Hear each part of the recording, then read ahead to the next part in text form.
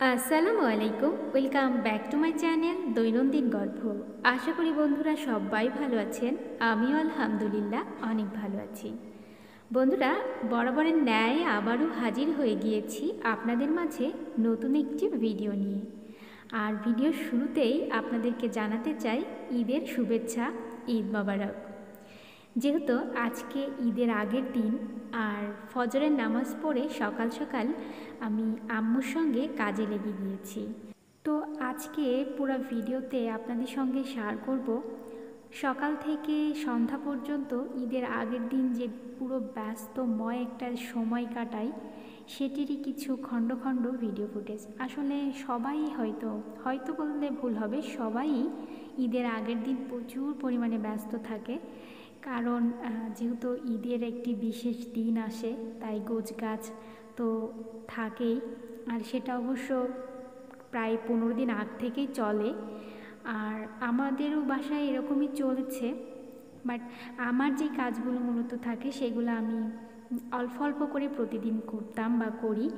কারণ যেহেতু কুরবানির ঈদেও প্রায় 10টা রোজাই আমার করা হয় বললে চলে। তো সেই ক্ষেত্রে রোজা রেখে সব কাজগুলো করতে গেলে কিন্তু বেশটা কষ্ট হয়ে যায়। তো আমি ধীরে সুস্থে একটু একটু করে কাজ করি। তো এই তো ফুলগুলা পরিষ্কার করে নিচ্ছি। গতদিন অবশ্য কিছু ফুল পরিষ্কার করেছিলাম, আর আজকে এগুলো বাদ ছিল, তাই আজকে আবার এগুলো করে নিচ্ছি। তো আপনাদেরকে একটু দেখিয়ে দিলাম আর কি। যাদের বাসায় এরকম ফুল আছে তারা হয়তো কীভাবে পরিষ্কার করতে হয় জানেন, কিন্তু তারপরেও যারা জানেন না আমি তাদের উদ্দেশ্যে এই ভিডিওটি রেখেছি। সেটি হচ্ছে, দেখলেন আমি কিন্তু একটি স্প্রে বোতল দিয়ে পানি স্প্রে করেছি। আর পানির মধ্যে কিন্তু কোনো কিছুই নাই, জাস্ট শুধু নর্মাল পানি দিয়ে কিন্তু এভাবে স্প্রে করলে মাসে একবার করলে কিন্তু ফুলগুলো একদম দোকানি থেকে কিনে নিয়ে আসলে যেরকম নতুন থাকে ওরকম নতুনই কিন্তু থাকে। আর এগুলো যদি হুইল পাউডার বা কোনো কিছুর মধ্যে দিয়ে পরিষ্কার করেন তাহলে কিন্তু এগুলো ড্যামেজ হয়ে যায়, নষ্ট হয়ে যায়, বেশি দিন থাকে না। তো অবশ্যই আপনারা ফুল পরিষ্কার করলে কিন্তু শুধু নর্মাল পানি দিয়ে এভাবে স্প্রে করলে হয়ে যাবে। তো এই তো সকালবেলার আকাশটা বেশটাই সুন্দর। এখন আমি নিচে চলে যাচ্ছি। আর নিচে এসে দেখতেছি যে আম্মু এখানে রসুন পেঁয়াজ আর কি কুটে রাখতেছে, যেহেতু একটু কাজ আগিয়ে রাখছে, কারণ কালকে তো অনেক রসুন পেঁয়াজ লাগবে। আর এখানে যে দুধ দিয়ে গেল, মানে আমাদের যেই কাকুটা এসে দুধ দিয়ে যায় তিনি দিয়ে গেল। তো তিনি তো অবশ্য অল্প করে দিয়ে যায় না, তিনি একবারে 5 কেজি করে দিয়ে যান। তো আজ 2 দিন ধরে তাকে ফোন দেওয়া হচ্ছে, আমাদের গরুর দুধ ফুরিয়ে গিয়েছে, কিন্তু তিনি আসলে দিতে পারছে না। মানে ওনার হয়তো এখন মানুষ বেশি হয়ে গিয়েছে, যার কারণে উনি দিতে পারছে না। তো এই অল্প করে দিয়ে গিয়েছে আর বলল যে এইগুলাই রাখেন, আর ঈদের দিন সকালবেলা আরও পেয়ে যাবেন।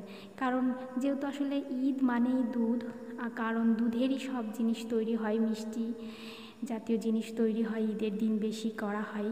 তো সেই ক্ষেত্রে আসলে ঈদের দিন তো দুধ একটু বেশি লেগে যায়। তো কাকু এই অল্প দিয়ে যাওয়াতে আমরা যখন অস্থির হয়ে যাচ্ছিলাম যে এতে কিন্তু হবে না, তখন কাকু বলল ঈদের দিন সকালবেলা বাদবাকি পেয়ে যাবে। আর এরই মধ্যে আমি দুপুরবেলার পর নামাজ শেষ করে কিন্তু শহরে চলে এসেছি একটু কেনাকাটা করার জন্য। কুচকাচ বেশ কিছু কেনাকাটা করার ছিল, কারণ আব্বুদেরকে আসলে লিস্ট দিলে তারা লিস্ট হারিয়ে ফেলছে, কারণ তারা অনেক ব্যস্ত, যার কারণে হারিয়ে ফেলছে বলছে। তো সেজন্য আমাকেই বাইরে আসতে হয়েছে। আর রাস্তার অবস্থা তো দেখতেই পাচ্ছেন, বৃষ্টি হয়েছে হঠাৎই, কিন্তু দুপুর থেকে বৃষ্টি, যার কারণে এরকম পানি হয়ে গিয়েছে রাস্তাতে। তো এখানে আমার যে খুচকাচ কেনাকাটা ছিল সেগুলো কিনে নিয়েছি। আর আপনাদের কিন্তু দেখিয়ে দিলাম যে আমি কিন্তু পানের দোকান থেকে চুন কিনেছি। আপনাদের হয়তো মনে হবে যে চুন কি করবে, বা চুন কে খায়, বা পান কে খায়। আসলে পান কেউ খায় না, তবে আমি চুন কিনেছি এই জন্য যে আপনারা কিন্তু আমার গত ভিডিওতে আমি আপনাদেরকে দেখিয়েছিলাম একটি ভিডিওতে যে গরু ছাগলের কুরবানির যেই গরু ছাগলের ভুঁড়িগুলা হয় সেগুলো পরিষ্কার করার সহজ ওয়েটা, তো আমি 2টি সিস্টেমে কিন্তু আপনাদেরকে দেখিয়ে দিয়েছিলাম। তো আমি মূলত যেই সিস্টেমটা বেশি পছন্দ করি সেটি হচ্ছে চুন দিয়ে পরিষ্কার করা। তো এর জন্য কিন্তু চুন ফুরিয়ে গিয়েছিল, তাই চুন আবার কিনে নিয়েছি বেশি করে, যেহেতু আগামীকালকে লাগবে আমাদের কুরবানির যেই ভুঁড়িগুলা হবে সেগুলো পরিষ্কার করার জন্য। তো ইতিমধ্যে দেখতে পাচ্ছেন কেনাকাটা করতে বেরিয়েছিলাম কিন্তু প্রায় দুপুর পরে, কিন্তু খুচখাচ কেনাকাটা করতে করতে আসলে অনেকটা সময় পার হয়ে গিয়েছে আর সন্ধ্যা লেগে গিয়েছে। এখন আব্বু আর ভাইয়ের সঙ্গে একটি দোকানে যাচ্ছি, সেখানে আসলে একটি ফার্নিচারের দোকান বলতে গেলে যাচ্ছি। ওখানে আমি একটি চেয়ার দেখে রেখে এসেছিলাম, তো যেহেতু চেয়ার কিনবো তো সেই ক্ষেত্রে আমি তো একা কিনতে পারবো না, এই জন্য আব্বু আর ভাইকে নিয়ে যাচ্ছি। তো আমরা এখন রিক্সাতে আছি, আব্বু ভাই আর আমি। তো আমরা এখন যাব ওই দোকানটাতে যেখানে আসলে আমি চেয়ারটা দেখে এসেছি, সেখানেই যাব। তো এই তো ঝিনাইদহ যে পায়রা চত্বরের পায়রাটা দেখিয়ে দিলাম। পায়রাটা কিন্তু খুব দারুণ করে দাঁড়িয়ে আছে, রাত্রিবেলা বেশটা ভালো লাগে পায়রাটা দেখতে, সাদা পায়রা রাত্রিবেলা ভালোই লাগে দেখতে, তাই আপনাদেরকে একটু দেখিয়ে দিলাম। তো এই তো আমি এখন চলে এসেছি, আমার আব্বু আর আমার ভাই এই যে যাচ্ছে খন্দকার ফার্নিচার, যেটা এখানেই আসলে মূলত চেয়ারটা দেখেছি, তো সেটাই নেওয়ার জন্য আমরা যাইতেছি। তো আব্বু ভাই ঢুকলো, আমিও যাচ্ছি ভেতরে। তো সব শেষে কেনাকাটা তো মোটামুটি শেষ হয়েছে, এখন বাসার উদ্দেশ্যে রওনা দিয়েছি। ভাই চেয়ারটা নিয়ে ভ্যানে করে চলে গিয়েছে আর এখন আমি অটোতে করে বাসায় যাচ্ছি। তো আপনারা নিশ্চয়ই খেয়াল করছেন কিনা জানি না, ভিডিওর মধ্যে কিন্তু আপনারা নিশ্চয়ই একটি শব্দ শুনতে পেয়েছেন, আর এই শব্দটা কিন্তু বাজি ফোটানোর শব্দ। আসলে বাজি না ফুটলে কিন্তু মনেই হয় না একটা ঈদ ভাব, তাই না? তো এই তো এখন বাসায় ঢুকতেছি, রাস্তার অবস্থা অনেক খারাপ। তো বাসায় চলে এসেছি আর আপনাদের সঙ্গে তো মোটামুটি কেনাকাটা সবই শেয়ার করলাম। তো এখন আসলে যেটুকু দেখিয়ে দিব লাস্ট, সেটি হচ্ছে এই যে আমি যে ফলগুলো কেনাকাটা করি, যেগুলো সাধারণত আমি খাই আর কি। আমি তো রেগুলার বলতে গেলে আপেল আর মালটা, এই দুইটা আমি খাই। তো যেহেতু রোজা ছিলাম আর অল্প কিছু ছিল, তো রোজা থাকাতে অল্প কিছুতে আমার হয়ে যাচ্ছিল, কারণ আমি একবার করে খাচ্ছিলাম। তো আজকে থেকে তো রোজা শেষ, এর জন্য আবার কিনে নিয়ে আসে রাখছি মোটামুটি, যে প্রতিদিন আবার আমার 2-3টা করে লেগে যাবে, এর জন্য কিনে নিয়ে আসছি। তো এখন এগুলো সব পানিতে সিরকা পানিতে আর কি ভিজিয়ে রাখবো।